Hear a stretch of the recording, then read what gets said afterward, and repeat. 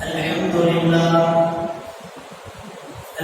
لله رب العالمين والصلاة والسلام على رسوله خاتم النبيين وعلى آله الطيبين وأصحابه الطاهرين والمؤمنين والمسلمين كلهم أجمعين أما بعد وقد قال الله سبحانه وتعالى في كلامه القديم والفرقان الحميد أعوذ بالله من الشيطان الرجيم بسم الله الرحمن الرحيم وما أريناك إلا فتنة للناس صدق الله العظيم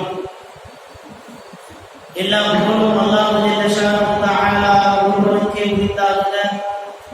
அருமை நபிகள் நாயகம் முஹம்மது ரசூலுல்லாஹ் ஸல்லல்லாஹு அலைஹி வஸல்லம் அவர்கள் மீதும் அவர்களின் சத்திய வழியை பின்பற்றி வாழ்ந்த சஹாபாக்கள், தாபிஈன்கள், தபஅ தாபிஈன்கள், வலிமார்கள், சுஹதாக்கள், நல்லடியார்கள், குறிப்பாக இங்கே வந்து அமர்ந்திருக்கக்கூடிய நம் அனைவரின் மீதும் அல்லாஹ்வின் அன்பும் அருளும் என்றென்றும் நிறைவாக உண்டாவதாக. ஆமீன்.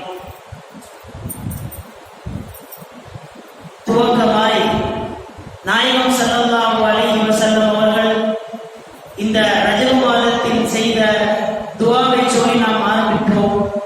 எல்லாம் வல்ல அல்லாஹ் ஜல்ல ஷானஹு தஆலா ரஜப் மாதத்திலேயும் ஷஅபான் மாதத்திலேயும் நமக்கு அல்லாஹ் பரக்கத்தை அள்ளி தருவானாக. ரமலான் மாதத்தை அடையக்கூடிய பெரும் பாக்கியத்தையும் அல்லாஹ் நம் அனைவருக்கும் தந்து புரிவானாக. ஆமீன். மிஅராஜ் நாயகம் ஸல்லல்லாஹு அலைஹி வஸல்லம் அவர்கள் ஒரே இரவில் விண்ணுலக பயணம் சென்றார்கள் என்கிற ஒரு வார்த்தையில் முடித்துக் கொள்ள முடியாத அளவுக்கு உள்ள வரலாறு அல்ல மிஅராஜுடைய பயணம்.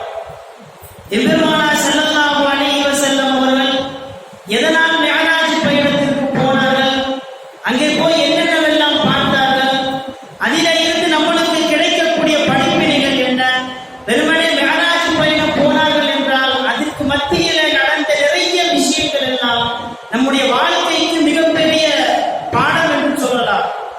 முதலில் மிஅராஜ் பயணம் ஒரு மனிதனுடைய அறிவுக்கு மிஅராஜுடைய பயணம் என்பது யோசித்தால் அது மனிதனுக்கு புரியாது. ஏனென்றால் நிறைய பேர் இன்றைக்கு மிஅராஜை மறுக்கிறார்கள், அறிவுக்கு அது புலப்படவில்லை. நம்ம பக்கத்து ஊருக்கு போனா கூட பசிக்குது, தாகம் எடுக்கிறது, பாத்ரூம் வருதா இல்லையா? ஆனா நாயகம் ஸல்லல்லாஹு அலைஹி வஸல்லம் பூமியில இருந்து விண்ணுலக பயணம் வரை போயிருக்கிறார்கள். இப்ப ரசூலுல்லாஹ்க்கு எந்த தேவையும் இருந்திருக்காதா, நாயகத்திற்கு பசி இருக்காதா என்கிற குர்ஆனில் வரக்கூடிய வஹீயின் விஷயத்தில் மனிதன் அறிவை கொண்டு அதிலே பொருத்துகிறான். மார்க்கத்தை பொறுத்தவரையில் ஒரு பொது சட்டம் இருக்கிறது, என்ன தெரியுமா? மார்க்கத்தில் அல்லாஹ் ரசூலும் சொன்னால் அதிலே நம்முடைய சிந்தனையை கொண்டு உள்ளே புகுத்தக்கூடாது. அது எப்படி நடந்திருக்கும்? என்னுடைய அறிவுக்கு அதெல்லாம் எட்டவில்லையே, நானா அப்படி போகலாமா? ஒரு சாதாரண மனிதனுக்கு எல்லாம் அது சாத்தியமா என்கிற அடிப்படையில் வஹீயின் விஷயத்தில் நம்முடைய அறிவை கொண்டு போய் திணிக்கக்கூடாது. அலி ரலியல்லாஹு அன்ஹு அவர்கள் சொல்லி தருகிறார்கள். இந்த சாக்ஸ் போடுறோமா இல்லையா, சாக்ஸ் அன்றைக்கு மோசா என்கிற ஒரு விஷயம் இருந்தது. மோசா ஹதீஸில் வருகிறது, நாயகம் ஸல்லல்லாஹு அலைஹி வஸல்லம் அவர்கள் wudu செய்கிற பொழுது மோசாவிற்கு மேல் தடவ சொன்னார்கள். மோசாவிற்கு மேல, அதாவது சாக்ஸுக்கு மேல தடவ சொன்னாங்க, மசாஜ் செய்ய சொன்னாங்க. அலி ரலியல்லாஹு அன்ஹு சொல்லி தருகிறார்கள், நான் என்னுடைய அறிவை வைத்து நான் சிந்தித்தால் நடக்கிற பொழுது பாதத்திற்கு கீழே தானே அழுக்கப்படுகிறது. அப்போ wudu செய்கிற பொழுது அழுக்கை நான் சுத்தம் செய்ய வேண்டும். என்னுடைய அறிவை வைத்து நான் யோசிக்கிற பொழுது மோசாவிற்கு, அதாவது சாக்ஸுக்கு கீழே தான் மசாஜ் செய்ய வேண்டும் என்று சொல்லி இருப்பேன். ஆனால் நாயகம் ஸல்லல்லாஹு அலைஹி வஸல்லம் மசாஜுக்கு மேலே, மோசாவிற்கு மேலே மசாஜ் செய்ய சொன்னதால் என்னுடைய அறிவை நான் குப்பையிலே தூக்கி போட்டுவிட்டு நாயகம் சொன்னதை நான் ஏற்கிறேன் என்பார்கள் ஹஜ்ரத் அலி ரலியல்லாஹு அன்ஹு. அப்படி என்றால் வஹீயின் விஷயத்தில் மனிதனின் அறிவை கொண்டு போய் எந்த காலத்திலேயும் புகுத்தக்கூடாது. இன்னொரு விஷயம் கூட உண்டு. மிஅராஜ் பயணம் என்பது ஏதோ ஹதீஸ் கிதாபுல, அரபி கிதாபுகளில் வருகிறது என்றால் அதை மறுப்பதற்கு ஏதாவது சாத்தியம் இருக்கலாம். அது எப்படி கூடும் என்று நம்மளுக்கெல்லாம் தெரியும். குர்ஆன் ஆயத்தை ஒருவன் மறுத்தால் காஃபிராகி விடுவான். மிஅராஜ் பயணம் என்பது ஏதோ அரபு கிதாபுகளில் தமிழ் புத்தகத்தில் வரக்கூடிய நிகழ்வு அல்ல. குர்ஆனிலேயே அல்லாஹ் சொல்லி தருகிறார். 15வது சூரத்தினுடைய துவக்கமே அதுதான். இன்றைக்கு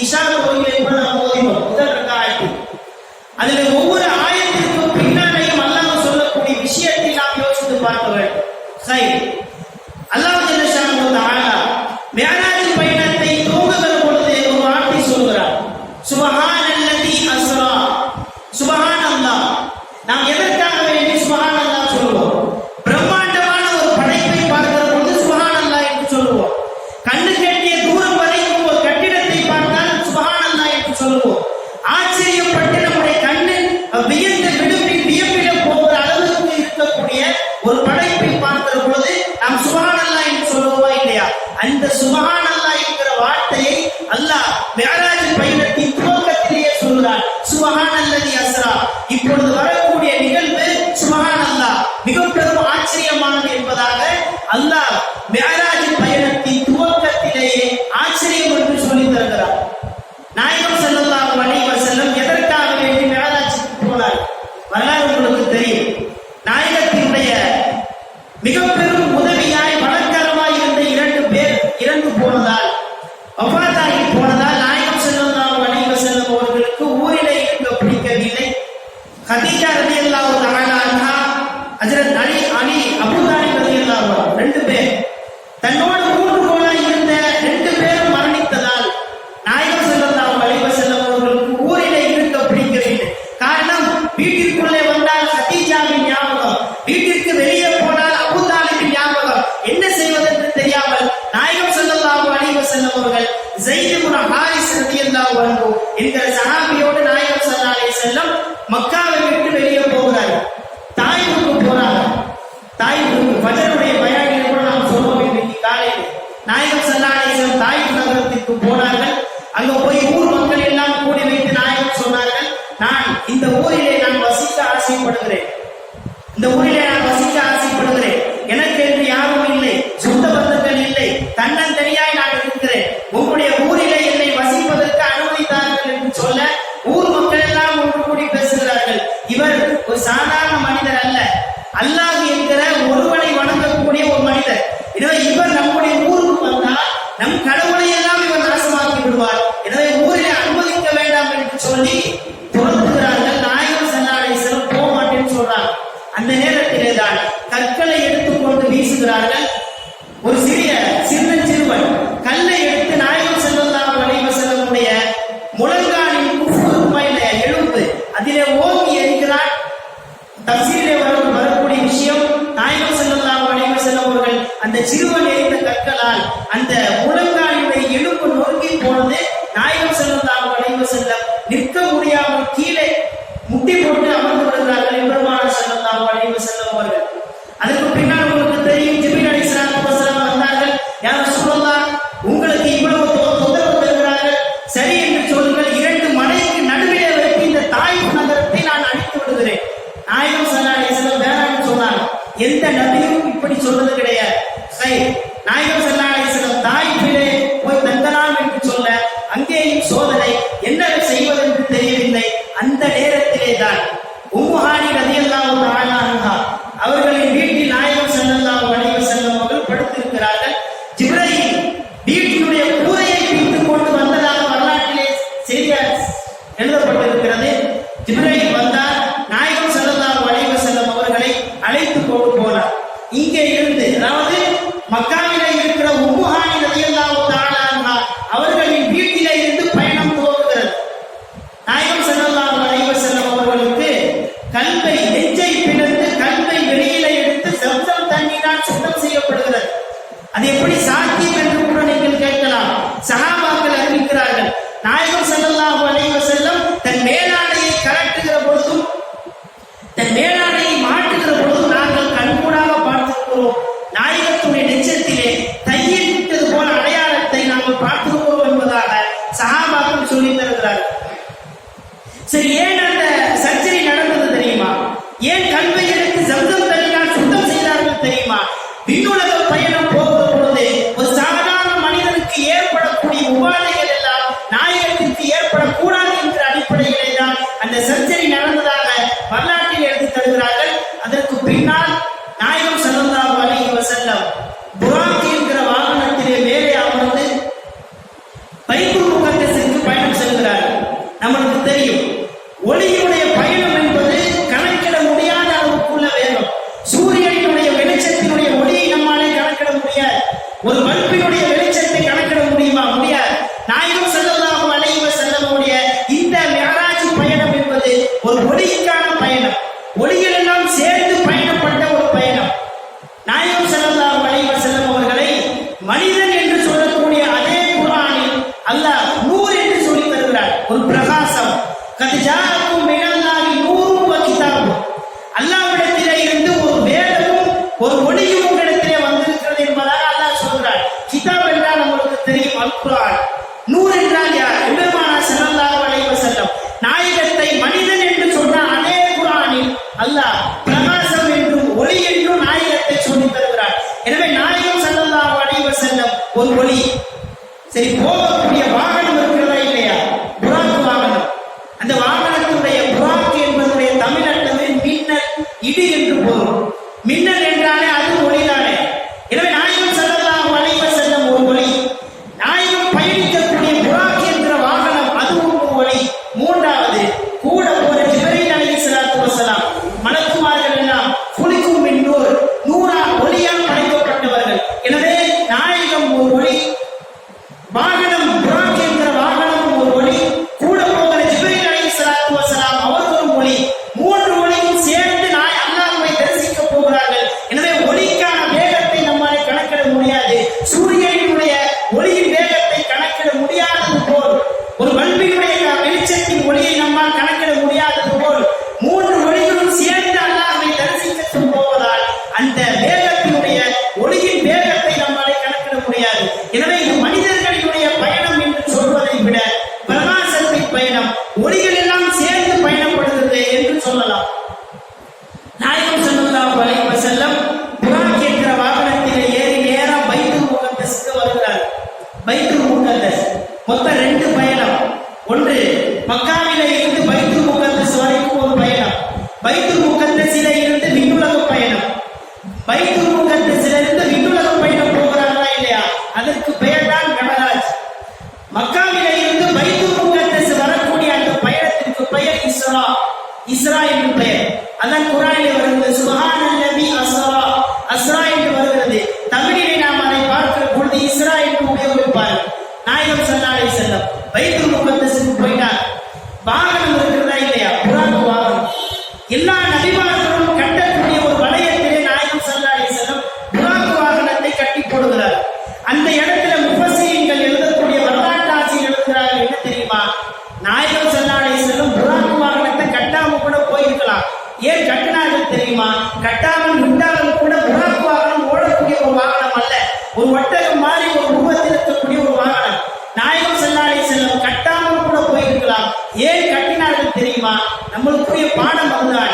ஒரு மனிதன் மொட்டை மாடியிலே படுத்து கிடக்கிறான், எந்த பாதுகாப்பும் இல்லாமல் இருக்கிறான், கீழே தவறி விழுந்துட்டு அல்லாஹ்வை போய் சொல்லுவானா இல்லையா? அல்லாஹ் என்ன இப்படி கீழே தள்ளிட்டான் அப்படின்னு சொல்லி நாயகம் ஸல்லல்லாஹு அலைஹி வஸல்லம் சொல்லி தருவார்கள். மாடியிலே படுத்துக் கொண்டிருக்கிற மனிதன் சுத்தி தன்னுடைய ஏற்பாடுகளை எல்லாம் செய்து அதற்கு பின்னாலேயும் கீழே விழுந்தால் அதற்கு அடுத்தபடியாக அல்லாஹ்வை சொல்லலாம், அல்லாஹ்வுடைய நாட்டம் போல் தெரிகிறது என்று. எந்த ஏற்பாடுமே செய்யாமல் ஒரு மனிதன் தவறளித்து விட்டால் அதற்கு அல்லாஹ்வை காரணம் சொல்லக்கூடாது. எனவே நாயகம் ஸல்லல்லாஹு அலைஹி வஸல்லம் அவர்கள் இந்த புராக் வாகனத்தை கட்டாமல் விட்டால் வாகனம் ஓடி போயிருக்கலாம். ஒருவேளை ஓடி போயிருந்தால் பின்னால் வரக்கூடிய மக்கள் எல்லாம் அல்லாஹ் என்ன இப்படி செய்து விட்டான் என்பதாக அல்லாஹ்வின் மீது குற்றம் சாட்டுவார்கள் என்கிற அடிப்படையில் பெருமானார் ஸல்லல்லாஹு அலைஹி வஸல்லம் புராக் வாகனத்தை கட்டி போடுகிறார். பைத்துல் முகத்தஸுக்குள்ள உள்ள போயிட்டாங்க. உள்ள போனதுக்கு பின்னால் உங்களுக்கு தெரியும், உலகத்திலேயே பள்ளிவாசல்களிலேயே மிகச் சிறந்த பள்ளிவாசல் பைத்துல் முகத்தஸ். பைத்துல் முகத்தஸ் முதல் சிறப்பு. இரண்டாவது சிறப்பு, பள்ளிவாசலில் இருக்கக்கூடிய இடங்கள் இருக்கிறதா இல்லையா? வலது, இடது, முன்னால், பின்னால், மூளை, இது எல்லா இடத்தையும் விட மிகச் சிறந்த இடம் மெஹராப். இமாம் தொழுகை வைக்கக்கூடிய அந்த இடம் மெஹராப். இரண்டாவது சிறப்பு. மூன்றாவது, நாயகத்திற்கு பின்னாலே நின்று தொழக்கூடிய நபி மனிதர்கள் எல்லாம் சஹாபாக்களும் அல்ல, சாலிஹீன்கள் என்று சொல்லக்கூடிய மனிதர்கள் என்கிற அடிப்படையில் அதை விடவும் தாழ்ந்த உயர்ந்த மனிதர்கள் நபிமார்கள் எல்லாம். எனவே நாயகம் ஸல்லல்லாஹு அலைஹி வஸல்லம் தொழ வைப்பது பைத்துல் முகத்தஸ். பள்ளிவாசலிலே மிகச் சிறந்த பள்ளிவாசல் பைத்துல் முகத்தஸ். இரண்டாவது, பள்ளிவாசலுக்குள்ளே இருக்கக்கூடிய இடங்கள்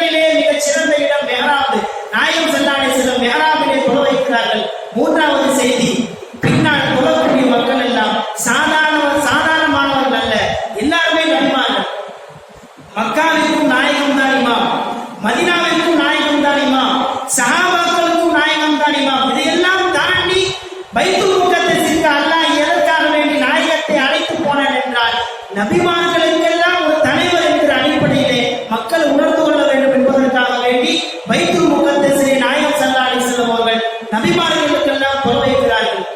அதற்கு பின்னால் புராக்கிலே ஏறி அமர்ந்து வானத்தை நோக்கி பயணம். புராக்கிலே ஏறி அமர்ந்து வானத்தை நோக்கி பயணம். உங்களுக்கு எல்லாம் தெரியும், ஒவ்வொரு வானத்திலேயும் ஒவ்வொரு நபிமார்கள் இருந்தார். ஒவ்வொரு நபிமார்கள் இருந்தார். வருஷம் சொல்றீங்க, ஒவ்வொரு வானத்திலும் ஒவ்வொரு நபிமார்கள் சந்திச்சாங்க, சலாம் சொன்னாங்க. இதுல பெரிய விஷயமா கேட்கலாம். ஆனா நம்மளை கூப்பிட்டு வச்சு மூணாவது வானத்துல யார் இருந்தாலும் கேட்டா நம்ம யாருக்குமே தெரியாது. வருடா வருடம் சொல்லக்கூடிய விஷயம் தான். ஆனாலும் கூட கல்வியில நாம் பதிவைத்திருக்கிறோமா? ஒரு சின்ன நினைவூட்டல். சஹாபாக்கள், முஃபஸ்ஸிரீன்கள், வரலாற்றை எழுதக்கூடிய வரலாற்று ஆசிரியர்கள் எல்லாம் ஒவ்வொரு வானத்திலேயும் போய் நாயகம் ஸல்லல்லாஹு அலைஹி வஸல்லம் ஒரு நபியை சந்தித்தார். சந்திக்கிற பொழுது நாயகம் ஸல்லல்லாஹு அலைஹி வஸல்லம் அந்த நபியை பற்றி ஒரு செய்தியை சொல்லித் தருகிறார். வரலாற்றிற்குள்ளே போகலாம். நாயகம் ஸல்லல்லாஹு அலைஹி வஸல்லம் முதல் வானத்திற்குள்ளே போகிறார். முதல் வானம் ஹஜ்ரத் ஆதம் அலைஹிஸ்ஸலாத்து வஸ்ஸலாம் கதவை திறந்து உள்ளே போகிற பொழுது ஆதம் அலைஹிஸ்ஸலாத்து வஸ்ஸலாம் சொல்கிறார்கள் நாயகத்தை பார்த்து, மர்ஹபன் யா இப்னு சாலிஹ், என்னுடைய மகனே, உன்னுடைய வருகை நல்வரவாகட்டும், உள்ளே வா என்பதாக நாயகத்தை அழைக்கிறார். நாம் எல்லாம் ஆதமினுடைய மக்கள் தான். நாயகம் ஸல்லல்லாஹு அலைஹி வஸல்லம் அவர்களையும் பார்த்து ஆதம் அலைஹிஸ்ஸலாத்து வஸ்ஸலாம் சொன்னார்களாம், என்னுடைய மகனே உள்ளே வா, உன்னுடைய வருகை நல்வரவாகட்டும் என்பதாக அழைக்கிறார்கள். நாயகம் சொல்கிறார்களாம் ஜிப்ரீலிடத்திலே, இந்த ஆதம் என்ன இவ்வளவு உயர்ந்த உயரத்திலே இருக்கிறார்? நாயகம் ஸல்லல்லாஹு அலைஹி வஸல்லம் சொல்கிறார்கள், நான் மேராஜ் பயணத்தின் முதல் வானத்திலே ஆதமை பார்த்தேன். ஆதம் அலைஹிஸ்ஸலாத்து வஸ்ஸலாம் 60 அடி உயரத்திலே இருந்தார். 60 அடி. இரண்டாவது வானத்திற்குள்ளே போகிறார். யஹ்யா அலைஹிஸ்ஸலாத்து வஸ்ஸலாம், ஈசா அலைஹிஸ்ஸலாத்து வஸ்ஸலாம், 2 நபியையும் அல்லாஹ் ஒரே வானத்திலே போட்டிருக்கிறார். என்ன காரணம் என்று பார்க்கிற பொழுது ஒவ்வொரு வானத்திலேயும் ஒவ்வொரு நபியை போட்டிருக்கலாம். முதல் வானத்திலே ஆதம் அலைஹிஸ்ஸலாத்து வஸ்ஸலாம் அவர்கள் இருந்தது போல் இரண்டாவது வானத்தில் ஒரு நபியை போட்டிருக்கலாம். ஆனா அல்லாஹ் ஏன் இரண்டாவது வானத்தில் 2 நபியை போட்டார்? வரலாற்றில் எழுதி தருகிறார்கள். யஹ்யா அலைஹிஸ்ஸலாத்து வஸ்ஸலாம், ஈசா அலைஹிஸ்ஸலாத்து வஸ்ஸலாம் 2 பேருமே சின்ன வயதிலே, கிட்டத்தட்ட தொட்டிலே ஆடிக்கொண்டிருக்கிற பொழுதே 2 பேரும் நபியாக்கப்பட்டார்களாம். 2 பேரும் நபியாக்கப்பட்டார்கள். ஈசா அலைஹிஸ்ஸலாத்து வஸ்ஸலாமுடைய தந்தை மரியம் அம்மையார், ஆண் தீண்டத்தில் இல்லாமல் குழந்தை பிறக்கிறது. குழந்தையை கொண்டு வந்து தெருவிலே கொண்டு வருகிறார்கள். ஊர் மக்கள் எல்லாம் பேசுகிறார்கள், என்ன கல்யாணம் முடிக்காம இந்த பெண் கையிலே குழந்தையோடு வருகிறார் என்கிற ஒரு சுவச்சொலுக்கான ஒரு முகம் சுழிக்கிற அளவுக்கு ஒரு வார்த்தையை சொல்லி பேசுகிறார்கள். மரியம் அம்மையார் சொன்னார்களாம், இந்த குழந்தை வந்து விபச்சாரத்தின் அடிப்படையிலே பிறக்கல என்று சொல்ல, அதை எப்படி நீ சொல்லுகிறாய்? மரியம் அம்மையார் சொன்னாங்க, அந்த குழந்தையிட்டே கேளு. குர்ஆன்ல வரக்கூடிய வார்த்தை, குழந்தையிட்டே கேளுப்ப. ஈசா அலைஹிஸ்ஸலாத்து வஸ்ஸலாம் தொட்டிலே இருக்கிற பொழுது ஈசா அலைஹிஸ்ஸலாத்து வஸ்ஸலாம் சொன்னார்களாம், நான் வேதம் கொடுக்கப்பட்டிருக்கிறேன், நான் நபியாக்கப்பட்டிருக்கிறேன். ஈசா அலைஹிஸ்ஸலாத்து வஸ்ஸலாம். அதே போல யஹ்யா அலைஹிஸ்ஸலாத்து வஸ்ஸலாம் அவர்களும் தொட்டிலே இருக்கிற பொழுது, சின்ன குழந்தையாக இருக்கிற பொழுது அவர்கள் நபியாக்கப்பட்டதால், எனவே 2 பேரும் சின்ன வயதில் நபியாக்கப்பட்டார்கள் என்கிற அடிப்படையில் 2 பேரையும் அல்லாஹ் இரண்டாவது வானத்திலே இருக்க வைக்கிறார். நாயகம் ஸல்லல்லாஹு அலைஹி வஸல்லம் இரண்டாவது வானத்திற்குள்ளே நுழைகிற பொழுது இந்த 2 பேரும் பார்த்து சொல்கிறார்கள், மர்ஹபன் யா அஹி சாலிஹ், என்னுடைய தோழரே, உன்னுடைய வரவு நல்வரவாகட்டும், உள்ளே வாருங்கள். வந்தார்கள். 2 பேரை பார்த்தார்கள். 3வது வானத்திற்கு போகிறார்கள். எத்தனையாவது வானம், எந்தெந்த நபிமார்கள் என்பதை கணக்கிட்டுக் கொள்ளுங்கள். 3வது வானத்திற்கு போகிறார்கள். ஹஜ்ரத் யூசுப் அலைஹிஸ்ஸலாத்து வஸ்ஸலாம், நாயகம் ஸல்லல்லாஹு அலைஹி வஸல்லம் சொல்றாங்க, 3வது வானத்தின் கதவை திறந்தவுடன் ஒரு பேரழகாய் ஒரு மனிதர் அமர்ந்திருப்பதை நான் பார்த்தேன். யூசுப் அலைஹிஸ்ஸலாத்து வஸ்ஸலாமுடைய அழகை பற்றி விவரிக்க தேவையில்லை. கையிலே ஆப்பிளை எடுத்து, ஆப்பிள் போன்ற ஒரு கையை எடுத்து வைத்துக் கொண்டிருந்த பெண்கள் யூசுஃபின் அழகில் மயங்கி தன் கையை அறுத்துக் கொண்டதாக வரலாற்றில் படிக்கிறோமா இல்லையா? எனவே யூசுஃபை பார்த்து நாயகம் ஸல்லல்லாஹு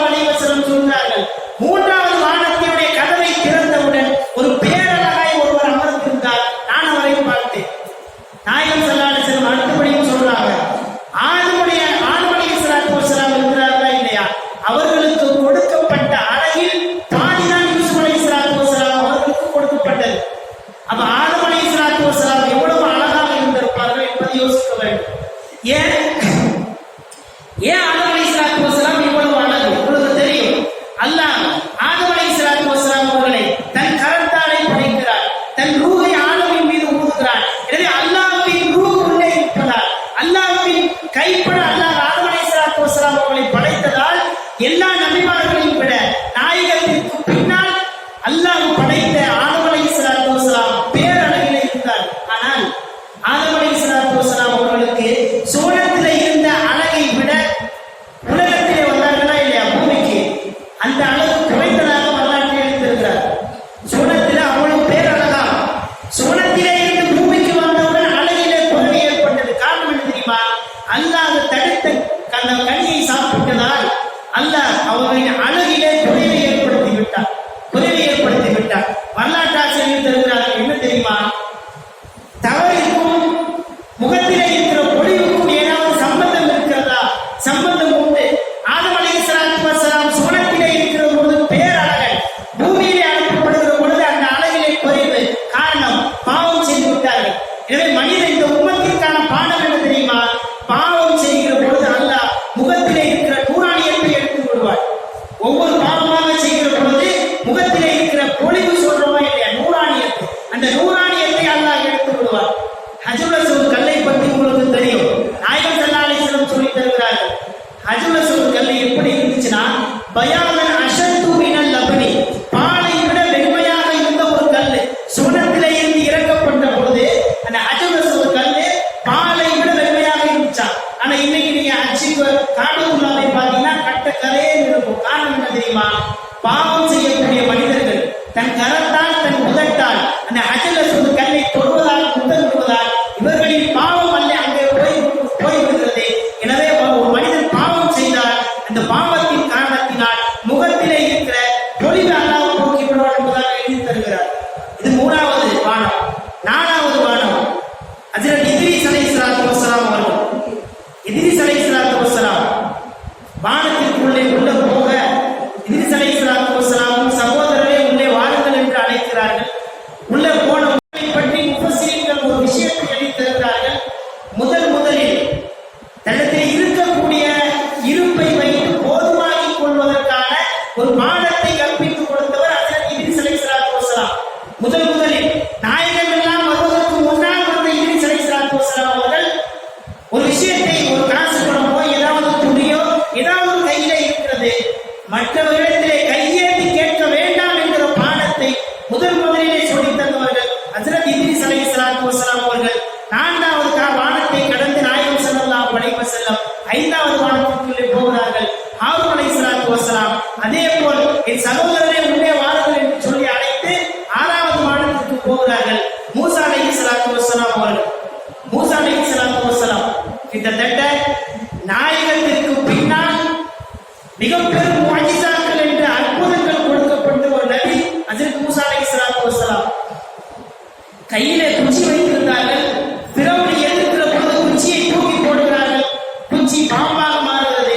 எந்த நபிக்கும் இதை போல ஒரு அற்புதத்தை நம்மாலே காண முடியாது. கடல் பிளந்து வழிவிட்ட வரலாறு கூட எந்த நபிக்கும் கிடையாது. உள்ளே போய் மூசா அலைஹிஸ்ஸலாத்து வஸலாம் அவர்களை சந்திக்கிறார்கள். மூசா அலைஹிஸ்ஸலாத்து வஸலாம் ஜிப்ரீல் அலைஹிஸ்ஸலாத்து வஸலாம் கேட்கிறாங்க, யா ஜிப்ரீல், நான் இந்த முஹம்மதுட்ட ஒரே ஒரு விஷயத்தை சொல்லிக்கிறேன், அனுமதி கேட்கிறார். நாயகத்திடம் பேசுவதற்கு அனுமதி. ஜிப்ரீல் அலைஹிஸ்ஸலாத்து வஸலாம் சரி கேளுங்கள் என்று சொல்ல, மூசா அலைஹிஸ்ஸலாத்து வஸலாம் சொன்னார்களாம், அல்லாஹ் முஹம்மதுடைய உம்மத்தை எந்த அளவுக்கு சிறப்புப்படுத்தி வைத்திருக்கிறான் என்பதை நீங்கள் யோசிக்க வேண்டும். மூசா அலைஹிஸ்ஸலாத்து வஸலாம் சொல்கிறார்கள், எல்லா நபிமார்களையும் விட உங்களுக்கு பின்னால் எனக்குத்தான் மிக பெரும் சமூகம் கொடுக்கப்பட்டது. நபிமார்களுக்கெல்லாம் கொடுக்கப்பட்ட சமூகத்தின் மிக பெரும் சமூகம், மிக பெரும் கோத்திரம், மிகப்பெரிய கூட்டம் யாருக்கு தெரியுமா? 2 நபிதான். ஒன்று மூசா அலைஹிஸ்ஸலாத்து வஸலாம், 2வது பெருமானார் ஸல்லல்லாஹு அலைஹி வஸல்லம். மூசா அலைஹிஸ்ஸலாத்து வஸலாம் சொல்கிறார்கள், யா முஹம்மத், உங்களுக்கு கொடுக்கப்பட்ட உம்மத்தை போல் உங்களுக்கு பின்னால் எனக்கு தான் கொடுக்கப்பட்டது. அந்த அடிப்படையில் மூசா அலைஹிஸ்ஸலாத்து வஸலாம் சொல்கிறார்கள், மறுமையிலே சுவனத்தில் நுழையக்கூடிய அந்த உம்மத்துகளில் என் உம்மத்தை விட உங்கள் உம்மத்தை நான் அதிகமாக பார்த்திருக்கிறேன் என்பதாக மூசா அலைஹிஸ்ஸலாத்து வஸலாம் சொல்கிறார்கள். அதற்கு பின்னாலேயும் இனி வரப்போகக்கூடிய உம்மத்துகளிலேயும் கூட என் உம்மத்தை விட உங்கள் உம்மத்து சுவனத்தில் அதிகமாக நுழைவார்கள் என்கிற நுழைவுச் சீட்டையும் மூசா அலைஹிஸ்ஸலாத்து வஸலாம் சொல்லி தருகிறார்கள் என்றால் அல்லாஹ் முஹம்மது என்கிற உம்மத்தின் காரணத்தினாலேயே நம்மளை எந்த அளவுக்கு அந்தஸ்திலே உயர்ந்த அந்தஸ்தாக வைத்திருக்கிறார் என்பதை நீங்கள் யோசிக்க வேண்டும். 6வது வானம் முடிந்தது. 7வது வானத்திற்கு போகிறார்கள். எம்பெருமானார் ஸல்லல்லாஹு அலைஹி வஸல்லம் 7வது வானத்தில் ஹஜ்ரத் இப்ராஹிம் அலைஹிஸ்ஸலாத்து வஸலாம் உள்ளே வருகிற போது இப்ராஹிம் அலைஹிஸ்ஸலாத்து வஸலாம் கேட்டார்களாம், யா இப்போ சாலை மர்ஹபன் யா இப்போ சாலை, என்னுடைய மகனே வருகை நல்வரவாகட்டும், உள்ளே வாருங்கள். நீங்கள் கவனிக்க வேண்டும், ஆதம் அலைஹிஸ்ஸலாத்து வஸலாம் அவர்களும் இப்ராஹிம் அலைஹிஸ்ஸலாத்து வஸலாம் அவர்களும் 2 பேர் மட்டும்தான் நாயகத்தை உள்ளே அழைக்கிற பொழுது என் மகனே உள்ளே வா என்று அழைக்கிறார். மற்ற எந்த நபி சொல்லல. காரணம் என்ன தெரியுமா? நாயகமே சொல்லி தருகிறார்கள், எனக்கு ஆதமின் மகன் என்று பெயர் உண்டு, இப்ராஹிமின் மகன் என்று பெயர் உண்டு என்பார்கள் நாயகம் ஸல்லல்லாஹு அலைஹி வஸல்லம். ஆதமின் மகன் என்றால் ஆதமின் மக்கள் என்று நாம் எல்லாம் சேர்ந்திருப்போம். ஏன் இப்ராஹிம் மகன் என்று அழைக்கப்பட்டார்கள் தெரியுமா? இப்ராஹிம் அலைஹிஸ்ஸலாத்து வஸலாமுடைய உம்மத்திற்கு கொடுக்கப்பட்ட சட்ட திட்டங்கள்ல பாதி இந்த உம்மத்துக்கு கொடுக்கப்பட்டு கத்ரா இப்ராஹிம் அலைஹிஸ்ஸலாத்து வஸலாம் அவருடைய உம்மத்துக்கு கொடுக்கப்பட்ட முதல் சட்டம். 2வது மீசையை கத்தரிப்பது. 3வது தாடியை வளர விடுவது. 4வது குர்பானி. இந்த 4 சட்டமும் எந்த நபிக்கும் இல்லை, இப்ராஹிம் அலைஹிஸ்ஸலாத்து வஸலாம் அவருடைய சட்டங்களை தவிர, அவர்களை கூட்டத்தை தவிர. எனவேதான் எனக்கும் இந்த முகம்மதுக்கும் தொடர்பு இருக்கிறது என்பதை நிரூபிப்பதற்காக உள்ளே வருகிற போது இப்ராஹிம் அலைஹிஸ்ஸலாத்து வஸலாம் என் அருமை மகனே உள்ளே வா, உன் வரவு நல்வரவாகட்டும் என்று சொல்கிறார்கள் என்றால் இப்ராஹிம் அலைஹிஸ்ஸலாத்து வஸலாம் அவர்களுக்கும் நாயகத்திற்கும் உள்ள ஒரு தொடர்பை நீங்கள் யோசிக்க வேண்டும். இன்றைக்கு கூட தொழுகையை நாம் ஓதுகிறோமா இல்லையா? அத்தையாத்தில் உட்கார்ந்து இருக்கிற பொழுது அல்லாஹும்ம ஸல்லி அலா முஹம்மதின் வ அலா ஆலி முஹம்மதின் கமா ஸல்லைத அலா இப்ராஹிம். வேற எந்த நபியும் அல்லாஹ் சொல்லல. அதே போல அடுத்தபடியாக அல்லாஹும்ம பாரிக் அலா முஹம்மதின் வ அலா ஆலி முஹம்மதின் கமா பாரக்த அலா இப்ராஹிம். வேற எந்த நபியும் சொல்லல. அதாவது முதல் ஸலவாத்தில் நாயகத்தையும் இப்ராஹிம் அலைஹிஸ்ஸலாத்து வஸலாம் அவர்களை கொண்டு சேர்த்து சொல்கிறார். 2வது ஸலவாத்துல பரக்கத் என்கிற விஷயத்திலே யோசிக்கிற பொழுது கூட அல்லாஹ் சொன்னது முகம்மதையும் இப்ராஹிமையும் கொண்டு சேர்க்கிறான் என்றால் 2 நபிக்கு மத்தியிலே இருக்கக்கூடிய அந்த தொடர்பை நீங்கள் யோசிக்க வேண்டும். 7 வானம் முடிந்து விட்டது. 7வது வானத்தை கடந்து சித்ரத்துல் முன்தஹா என்கிற ஒரு இடம், அங்கே ஒரு அழகான ஒரு மரம் இருக்கிறது. அழகான ஒரு மரம். இந்த இலந்தை மரம் என்று சொல்லுவோமா இல்லையா? இலந்தை பழத்தை சாப்பிட்டவர்களுக்கு தெரியும். அதனுடைய டேஸ்டும் சரி, வாசனையும் சரி, அவ்வளவு அழகா இருக்கும். கிட்டத்தட்ட பரிபூர்ணமான ஈமான்தாரி யார் என்றால் நாயகம் ஸல்லல்லாஹு அலைஹி வஸல்லம் இலந்தை பழத்தை போன்றவர்கள் என்று சொல்லி தருவார்கள். இலந்தை பழம் அதனுடைய வாசனையும் சரி, அதனுடைய டேஸ்டும் சரி, அவ்வளவு அழகாக இருக்கும். அதே போலதான் ஈமான் பரிபூர்ணமானவருடைய உள்ளவர் என்பார்கள் எம்பெருமானார் ஸல்லல்லாஹு அலைஹி வஸல்லம். சித்ரத்துல் முன்தஹா வரைக்கும் கூட வந்த ஜிப்ரீல் அலைஹிஸ்ஸலாத்து வஸலாம் கூடயே வர்றாங்க. எங்க இருந்துங்க? மக்கால இருந்து பைத்துல் முகத்தஸிலே இருந்து 7வது வானம், 7வது வானத்திலே இருந்து சித்ரத்துல் முன்தஹா. அங்க போனதுக்கு பின்னாடி ரசூல் ஸல்லல்லாஹு அலைஹி வஸல்லம், வாங்க ஜிப்ரீல், இதுக்கு பின்னாடி போகலாம். ஜிப்ரீல் அலைஹிஸ்ஸலாத்து வஸலாம் சொன்னார்களா, யா முஹம்மத், இதுக்கு பின்னாடி வர்றதுக்கு எனக்கு அனுமதி இல்லை, உங்களுக்கு மட்டும்தான் அனுமதி, நீங்க போக, நான் இங்கே இருக்கிறேன்னு சொல்லி ஜிப்ரீல் அலைஹிஸ்ஸலாத்து வஸலாம் சொல்கிறார்கள். மலக்குமார்களை பொறுத்தவரை நீங்கள் யோசிக்க வேண்டும். நம்மளுக்கு பசிக்குதுன்னா சாப்பாடு குடிப்போம், சாப்பாடு சாப்பிடுவோம். தாகம் எடுத்தால் தண்ணீர் குடிப்போம். மலக்குமார்களை பொறுத்தவரை அவருடைய சாப்பாடு என்ன தெரியுமா? தஸ்பீஹ் தான். எல்லா நேரங்களிலேயும் சாப்பிட்டுக் கொண்டே தஸ்பீஹ் செய்து கொண்டே இருப்பார்கள் மலக்குமார். எனவே எல்லா நேரத்திலேயும் தஸ்பீஹ் செய்யக்கூடிய ஒரு மலக்குமார்களுக்கெல்லாம் தலைவர் என்று போற்றப்படக்கூடிய ஜிப்ரீல் அலைஹிஸ்ஸலாத்து வஸலாம் அவர்களுக்கு கூட சித்ரத்துல் முன்தஹா வரைக்கும் தான் இல்லை, அதுக்கு மேல தாண்டதுக்காக அனுமதி கொடுக்கல. ஆனால் எம்பெருமானார் ஸல்லல்லாஹு அலைஹி வஸல்லம் சித்ரத்துல் முன்தஹாவை தாண்டி போகிறார்கள். போய் அல்லாஹ்வை தரிசிக்கிறார்கள். 5 வேளை தொழுகை கடமையாக்கப்படுகிறது. சுன்னத்தையும் பார்க்கிறார்கள், நரகத்தையும் பார்க்கிறார்கள். நரகத்தில் ஒரு சில நபர்களுக்கு கொடுக்கப்பட்ட தண்டனை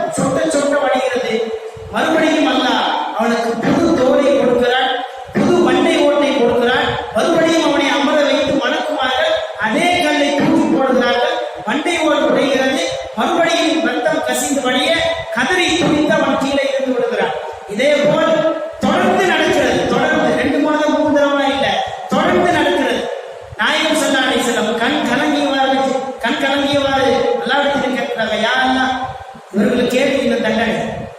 அல்லாஹ் சொல்வான், தொழாமல் தூங்கியவர்களுக்கு இந்த தண்டனை. தூக்கம் என்பது கூட ராகத்து தான். நம்மளுக்கு தூக்கம் ஒரு சில பேருக்கு படுத்தா தூக்கமே வராது. உலக விஷயங்களை சிந்தித்துக் கொண்டிருப்பார்கள், வியாபாரத்தை சிந்திப்பார்கள், மகன் அல்லது மகளின் திருமணத்தை குறித்து சிந்திப்பார்கள். எல்லாம் சிந்தனை ஒரு தூக்கத்துல. தூக்கத்தை கூட ராகத்தாக அல்லாஹ் வைத்திருக்கிறான். ஆனால் அல்லாஹ்வின் இபாதத்தின் சமயத்திலே ஒருவன் அந்த இபாதத்தை விட்டு தூங்கினால் பாராங்கல் தான் தண்டனை என்பதாக அல்லாஹ் சொல்லி தருகிறான். இது முதலாவது. ஒரு சாம்பிளுக்கு 2-3 விஷயங்களை போட்டு சொல்றேன். அடுத்த நாயகம் ஸல்லல்லாஹு அலைஹி வஸல்லம் போகிறார்கள் இரண்டாவது நரகத்திற்கு. நாயகம் ஸல்லல்லாஹு அலைஹி வஸல்லம் அதே போல பார்க்கிறார்கள். ஃபஜ்ர் பயானிலே கூட நாம் சொன்னோமா இல்லையா? ஒரு சில நபர்களுக்கு நகமெல்லாம் செவ்வால் கொடுக்கப்பட்டிருக்குமா, பித்தளையால் நகம் கொடுக்கப்பட்டிருக்கும். அந்த நகத்தை வைத்து அவர்கள் தங்கள் முகத்தையும் நெஞ்சத்தையும் கீறிக் கொண்டிருப்பார்கள். ஹதீஸிலே வருகிறது, அதுவாருமின் முகாசி, பித்தளையால் நகம் கொடுக்கப்பட்டிருக்கும். யஹ்மிசூன வுஜூஹஹும் வ சுரூரஹும், தங்கள் முகத்தை தங்கள் நெஞ்சத்தை அந்த பித்தளையால் நகத்தை கொண்டு அவர்கள் கீறி கிழித்துக் கொண்டிருப்பார்கள். நாயகம் ஸல்லல்லாஹு அலைஹி வஸல்லம் கேட்டாங்க, யாருக்கு இந்த தண்டனை? எதற்கு இந்த தண்டனை? உலகத்திலே வாழ்ந்து கொண்டிருக்கிற சமயத்தில் பிறரை பற்றி புறம் பேசியதால் இவனுக்கு இந்த தண்டனை என்பதாக அல்லாஹ் சொல்லி தருகிறார். ஆக மொத்தத்திலே சொர்க்கம் பார்த்து விட்டார், நரகம் பார்த்து விட்டார், சூழத்திற்குள்ளே போகிறார். ஹதீஸ்களை நீங்கள் தேடி பார்க்கலாம். சூழத்தை பற்றி எத்தனை ஹதீஸ் நீங்கள் தேடி பார்த்தாலும் சரி, அந்த ஹதீஸுடைய துவக்கத்தையே நாயகம் ஸல்லல்லாஹு அலைஹி வஸல்லம் சொல்வார்கள். என்ன தெரியுமா? எந்த கண்ணும் பார்க்கிறாத ஒரு சொர்க்கம், எந்த காலமும் கேட்கிறாத ஒரு சொர்க்கம், எந்த மனிதனின் உள்ளமும் சிந்திக்காத அளவுள்ள ஒரு சொர்க்கத்தை அல்லாஹ் படைத்திருக்கிறான். அரிசி இருக்குதா இல்லையா? அரிசி, அல்லாஹ்வுடைய அரிசியில இருந்து ஒரு ஆறு ஓடுது. சொர்க்கத்திலே நாயகம் ஸல்லல்லாஹு அலைஹி வஸல்லம் கண்ட காட்சி. அரிசியில இருந்து ஒரு ஆறு ஓடுகிறது. ஒரு ஆறாக வரக்கூடிய அந்த பாதை 4 பாதையாக பிரிகிறது. 4 பாதையாக. ஒன்று பாலாறு, தேனாறு, மது ஆறு கூட அந்த சொர்க்கத்திலே அனுமதிக்கப்பட்டது. 4 ஆறுகள் ஒரு பாதை தான். அரிசியிலே இருந்து வரக்கூடிய ஒரு பாதை 4 பாதையாக பிரிகிறது என்பதாக நாயகம் ஸல்லல்லாஹு அலைஹி வஸல்லம் சொல்லி தருவார்கள். நீங்கள் கேட்கலாம், அது எப்படி ஒரு ஆறுல இருந்து இப்படி 4 விதமான டேஸ்ட் வரும், 4 விதமான குடிமானங்கள் எப்படி வரும், பால், தேன், மது எப்படி வரும் என்று நீங்கள் கேட்கலாம். நம்முடைய உடல் ரீதியாகவே நீங்கள் யோசிக்கலாம். ஒரு மனிதன் அழுதால் கண்ணிலே இருந்து கண்ணீர் வருகிறது, மூக்கிலே இருந்து சளி வருகிறது, வாயிலே இருந்து உமிழ்நீர் வருகிறது இல்லையா, காதிலே இருந்து சீல் வருகிறது. எல்லாமே எங்கிருந்து வருது பார்த்தா தலையில இருந்து தான் வருது. தலை ஒரே ஒரு பிண்டம், ஒரே ஒரு பிண்டத்திலே இருந்து வரக்கூடிய எச்சிலும் சரி, வியர்வையும் சரி, கண்ணிலே இருந்து வரக்கூடிய கண்ணிலும் சரி, எல்லாம் ஒன்றல்ல, எல்லாம் வெவ்வேறு. டேஸ்ட் வேறாங்க. உமிழ்நீர் இருக்கக்கூடிய டேஸ்ட் கண்ணீருக்கு அல்ல. இன்னும் சொல்ல போனால் ஆனந்த கண்ணீர் ஒருவன் பட்டு கண்ணீர் வடிக்கிற பொழுது அந்த கண்ணீர் குளிர்ச்சியாக இருக்குமா? ஆனந்த கண்ணீர். ஒருவன் கவலையிலே, கஷ்டத்திலே, சோதனையிலே அடிபட்டு கிடக்கிறான், அவன் அழுகிறான் என்றால் அவனுடைய கண்ணீர் தான் சுடுவிப்பதாக எழுதி தருகிறார். அப்போ சொர்க்கத்திலே எப்படியெல்லாம் சாத்தியம் என்று ஒருவன் கேட்டால் தன்னுடைய உடலிலேயே அல்லாஹ் ஆதாரத்தை வைத்திருக்கிறான். உன் தலையிலே இருந்து வரக்கூடிய ஒவ்வொரு நீரும் ஒவ்வொன்றும் சம்பந்தப்பட்டதல்ல, எல்லாம் வெவ்வேறு. ஆனால் இந்த வெவ்வேறு நீர்கள் எல்லாம் எங்கிருந்து வருது தெரியுமா? தலை என்கிற ஒரு பிண்டத்திலே இருந்து அல்லாஹ் வடிய வைக்கிறான் என்றால் நம்மை உடம்பிலே இது சாத்தியம் என்றால் சூழத்திலே இப்படி சாத்தியம் இல்லாமல் இருக்கும். எல்லாம் முடிச்சு அல்லாஹ்வை தரிசித்து விட்டார்கள். 5 வேளை தொழுகை. உங்களுக்கு தெரியும், இந்த உம்மத்திற்கு 50 தொழுகை கடமையாக்கப்பட்டது. ஒரு நாளைக்கு 50 தொழுகை. 50 தொழுகையா? ஒரு வேளை 50 தொழுகையோடு நாயகம் ஸல்லல்லாஹு அலைஹி வஸல்லம் கீழே இறங்கி வந்துட்டாங்கன்னா இன்றைக்கு நம்மால் வியாபாரத்திற்கு செல்ல முடியாது. இன்னைக்கு நம்ம 5 வேளை தொழுகையை கூட சரியாக தொழுகிற மனிதர்கள் உலகத்தில் சற்றேறக்கூடிய குறைவாகத்தான் இருக்கிறார். நான் 5 வேளை தொழுகை தொழுதிருக்கிறேனா என்பதை நீங்கள் யோசிக்க வேண்டும். நாயகம் ஸல்லல்லாஹு அலைஹி வஸல்லம் அவர்கள் கொடுக்கப்பட்ட 50 வக்து தொழுகை ஒரு நாளைக்கு இறங்கி வருகிறார்கள். மூசா அலைஹிஸ்ஸலாத்து வஸலாம் பேசினாங்க, உடைய உம்மத்து இந்த 50 தொழுகையை 50 வக்து தொழுகைக்கு தொழுவதற்கு அவர்கள் சக்தி பெற மாட்டார். போனார்கள், மறுபடியும் அல்லாஹ்விடத்திலே பேசினார்கள். 50 45 மாறியது. மறுபடியும் வந்தார்கள். மூசா அலைஹிஸ்ஸலாம் மறுபடியும் முஹம்மது ரசூல் ஸல்லல்லாஹு அலைஹி வஸல்லம் கையை பிடிச்சு 45 உம்மத்து சரிப்பட்டு வரமாட்டார். அதாவது நம்மளை பத்தி கரெக்டா தெரிஞ்சு மூசா அலைஹிஸ்ஸலாத்து சொல்லிக்கிறாங்க. 50 வக்து தொழுதுக்கலாம், உடைய உம்மத்து சரிப்பட்டு வராது, மறுபடியும் மேலே போனார்கள், வந்தார்கள், வருவதும் போவதும் கிட்டத்தட்ட 50 வக்து தொழுகை 5 வக்து துறையாக மாறுகிறது. மறுபடியும் வந்தாங்க. எந்த அளவுக்கு மூசா அலைஹிஸ்ஸலாத்து வஸலாம் நம்ம படி நல்லா தெரிஞ்சு வச்சுட்டாங்க பாருங்க. 5 வக்து கடமையாகப்பட்டுச்சு. வருகிறார்கள். மூசா அலைஹிஸ்ஸலாத்து வஸலாம் சொன்னாங்களா, யா முஹம்மத், ஒரு நாளைக்கு 5 வக்து தொழுவதும் கூட உன் உம்மத்தை சக்தி பெறாது, மறுபடியும் மேலே போய் என்று சொன்னார். நம்மளை பற்றி கரெக்டா தெரிஞ்சு வச்சிருக்காங்க மூசா அலைஹிஸ்ஸலாத்து வஸலாம். அந்த நேரத்தில் ரசூல் ஸல்லல்லாஹு அலைஹி வஸல்லம் சொன்னாங்களா, யா மூசா, என்னுடைய சகோதரரை, இதற்கு பின்னாலும் அல்லாஹ்வை சந்தித்து அவன் கடமையாகிய தொழுகையை குறைத்து கேட்பதற்கு நான் வெட்கப்படுகிறேன், வேண்டாம், சரி என்று கீழே இருந்து வருகிறார்கள். மறுநாள் காலை அதாவது இன்றைக்கு இருக்கக்கூடிய மெஹராஜை மறுக்கிறவர்கள் இன்றைக்கு இருக்கிறார்களா இல்லையா? அதே மாதிரி அன்னைக்கு ஒரு சில பேர் இருப்பாங்களா இல்லையா? அபூஜஹல் இருந்தார். மறுநாள் காலை ஃபஜர் விடுகிறது. ஃபஜருக்கு பின்னால் அபூஜஹல் நாயகத்தின் முகத்தை பார்க்கிறார். நாயகத்தின் முகத்தில் ஏதோ சந்தோஷம் தெரிகிறது, ஏதோ ஒரு சாதிச்ச மாதிரி ஒரு விஷயம், ஒரு பிரகாசம். நாயகம் ஸல்லல்லாஹு அலைஹி வஸல்லம் சிரித்த முகத்தோடு ஃபஜரை தொழுது முடித்து வெளியே வருகிறார். அபூஜஹல் நாயகத்தின் முகத்தை பார்க்கிறார்.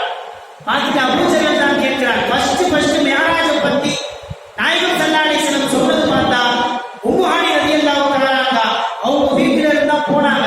எனவே மறுபடியும் அவர்களின் வீட்டிற்குள்ளே வந்து விட்டார்கள். காலை எழுகிற பொழுது நாயகம் ஸல்லல்லாஹு அலைஹி வஸல்லம், நான் இந்த மாதிரி போனேன், பைத்துல் முகத்தஸ் போனேன், நபிமார்களுக்கெல்லாம் தொலை வைத்தேன், 7 வானத்திற்கு போனேன், 7 நபிமார்களையும் சந்தித்தேன், சொர்க்கம் நரகம் எல்லாத்தையும் பார்த்தேன் என்கிற விஷயத்தை முதலாக உம்மு ஹானி ரலியல்லாஹு தஆலா அன்ஹா அவங்க சொல்றார். உம்மு ஹானி ரலியல்லாஹு அன்ஹா சொன்னாங்களா, வேண்டாம் முஹம்மதே, நீ இந்த மெஹராஜ் பயணம் போனாயா இல்லையா, விண்ணுலக பயணம், இதை விட்டுவிடு அப்படின்னு சொன்னார்.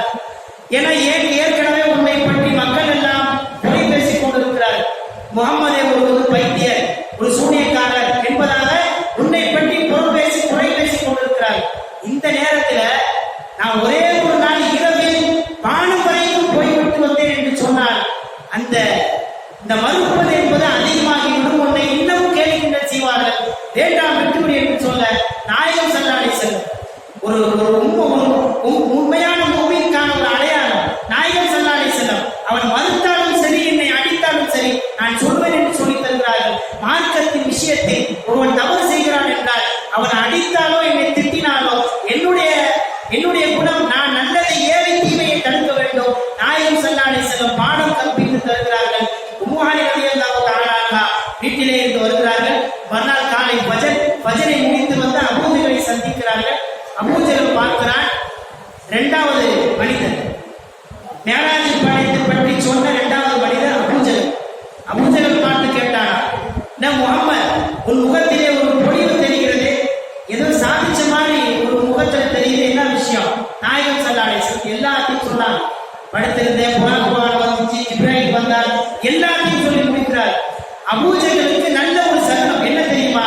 இந்த நேரத்தில் மக்கள்கிட்ட போய் இவரை பற்றி சொன்னா மக்கள் எல்லாம் இவரை பொய்யர் என்று நம்பி விடுவார்கள். காரணம், ஒரே ஒரு இரவில் வானம் வரைக்கும் போவது என்பது சாத்தியம் அல்ல. எனவே இவரை பற்றி இந்த நேரத்திலே மக்களிடத்திலே சொன்னால் சரியாக இருக்கும் என்று சொல்லி மேராஜ் பயான் மீட்டிங்க ஏற்பாடு செஞ்சது யாரு பார்த்தா அபூஜஹல் தான். நாயகம் ஸல்லல்லாஹு அலைஹி வஸல்லம், நீங்களாம் வாங்க, நான் மேராஜுக்கு போனேன், அல்லாஹ்வை பார்த்தேன், சொர்க்கத்தை பார்த்தேன், நரகத்தை பார்த்தேன் என்று கூட்டத்தை கூட்டுவது நாயகம் அல்ல, அபூஜஹல் கூட்டுகிறார். எல்லா வீட்டு கதவையும் போய் தட்டுகிறான். வா, முகம்மது எங்கே போயிட்டு வந்தாரா, வா என்ன போய் கேட்போம். எல்லா மக்களும் கூடி வந்து நிற்கிறார்கள். நாயகம் ஸல்லல்லாஹு அலைஹி வஸல்லம் ஒரு விட்டு கூட விடாம எல்லாத்தையும் சொல்லி முடிக்கிறார். சொல்லி முடிக்க மக்கள் எல்லாம் நம்புகிறார்கள். கடைசியா மீட்டிங் முடிஞ்சதுக்கு பின்னாடி அபூஜஹல் இருக்கிறானா இல்லையா, அபூஜஹல் அபூபக்கர் ரலியல்லாஹு அன்ஹு அவர்களை போய் தனியாக சந்தித்து இருக்கிறார். எப்பா, முகம்மது என்ன சொல்றாரு பாத்தியா, அவர் சொல்றதெல்லாம் நீ நம்பிட்டு இருந்த, ஆனா அவர் என்ன சொல்றாரு பாத்தியா, ஒரே ஒரு இரவுல பைத்துல் முகத்தஸ் போனாராம். பைத்துல் முகத்தஸ் போவதற்கு சில நாட்கள் தேவைப்படும் என்பதாக வரலாற்று சொல்லி தருகிறார்.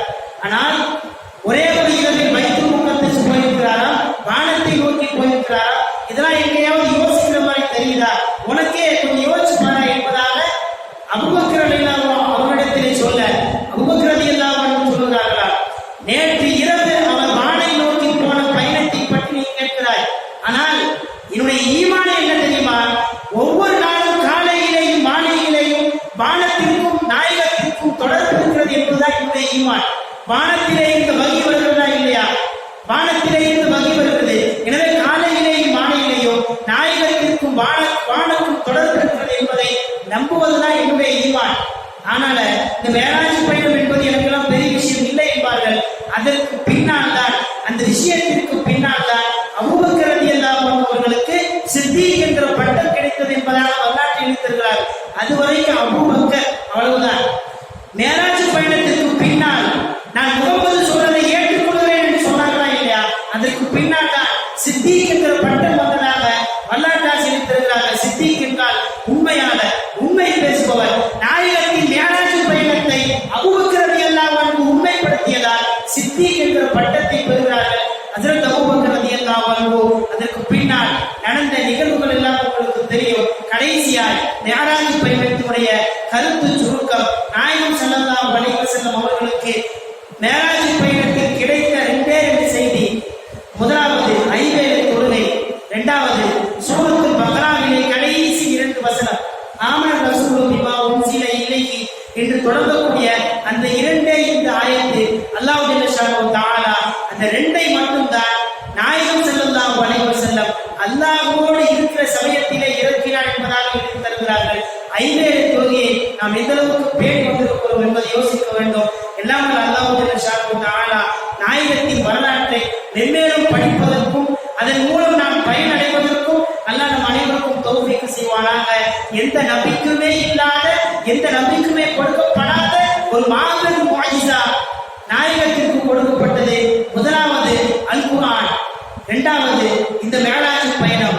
எல்லாம் அல்லாஹ் ஜல்ல ஷானஹு தஆலா கடைசி வரைக்கும் நம்முடைய உடம்பிலே ரூஹ் இருக்கிற வரைக்கும் எம்பெருமான ஸல்லல்லாஹு அலைஹி வஸல்லம் அவர்களின் மீது ஸலவாத்து சொல்லி நாயகத்தின் மீது அன்பை பொழியக்கூடிய ஒரு மாபெரும் பாக்கியத்தை அல்லாஹ் நம் அனைவருக்கும் தந்து புரிவானாக. வறுமையிலே நாயகத்தின் கரம் பிடித்து சோழம் செல்லக்கூடிய அந்த பெரும் பாக்கியத்தை அல்லாஹ் நம் அனைவருக்கும் தந்து புரிவானாக. வாஹிரு தஅவானா அல்ஹம்துலில்லாஹி ரப்பில் ஆலமீன். அஸ்ஸலாமு அலைக்கும் வரஹ்மத்துல்லாஹி